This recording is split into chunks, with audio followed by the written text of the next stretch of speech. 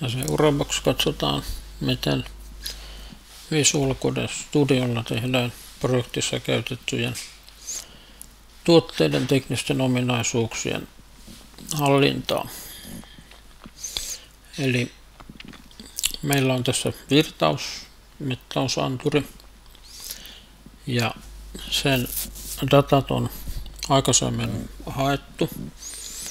Ne on tuolla meillä PDF-muodossa. Eli tässä on PDF, josta löytyy tekniset tiedot. Se siirretään tänne Visual Code Studion alle projektin hakemistoon, datasheet PDF. Ja täältä kun katsotaan, niin se on tänne sitten ilmestynyt. Ja seuraavaksi otetaan käyttöön vähän tekoälyä. Eli pyydetään tekemään tämmöinen lyhyt yhteenveto anturista. Painetaan nappia. Ja sieltä se sitten ilmestyy. Ja on hyvän näköistä dataa. Sitten tästä otetaan ja maalataan. Noin ja copy. Laitetaan tuo kiinni. Ja sitten meillä on tämmöinen lehti täällä kuin datasheet, missä on sitten aikaisempia antureiden tietoja, niin tänne vaan mennään. Ja pastella otetaan anturin tiedot tähän. Vähän on tuommoista tylyn näköistä, mutta sitten pyydetään täältä Copilottia, että laitaisi meille siihen vähän parempaa formaattia, eli tuommoista markdownia. Ja täältä otetaan kopia, kun ollaan vähän laiskoja. Ja nyt sitten tämä käsky kohdistuu datasheetiin. Nähdään tuosta alhaalta ja painetaan nappia ja katsotaan, mitä sieltä syntyy. Toi yläosa on jo aikaisemmin käytetty tämän Copilotin kautta ja siinä on sitten formaattia, mutta katsotaan millaiseksi nyt muodostuu tuo, joka sinne viimeksi laitettiin.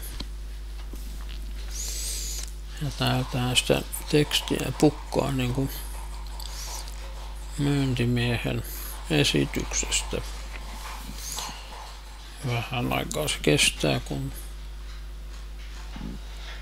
sitä syntyy. Tässä on tosiaan näitä edellisiä, mutta sitten alkaa tämä meidän virtausanturi tästä, eli flow sensori ja sen featureit on sitten tässä siististi alla ja vähän laitettu väriä verrattuna nyt sitten tähän alkuperäiseen hiukan yksinkertaisempaan muotoon.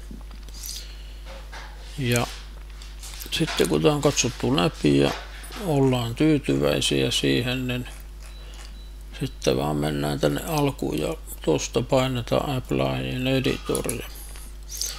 Sitten systeemi kysyy, että no mihinkäs kohdistetaan, no se on tämä meidän datasheet. Ja sitten alkaa tapahtumaan. Se käy nyt koko pumaskan läpi, vaikka alussa jo formaatti onkin ihan ok, mutta tämä on järjestelmän ominaisuus. Ja samalla tavalla voidaan dokumentoida sitten ja formatoida siistiin muotoon kaikkea muutakin tietoa, mitä siellä on. Memot ja to-do-listat ja erilaiset parannusehdotukset ja huomiot ja muut asiakkaan kanssa käytävät keskustelujen aiheet sitten.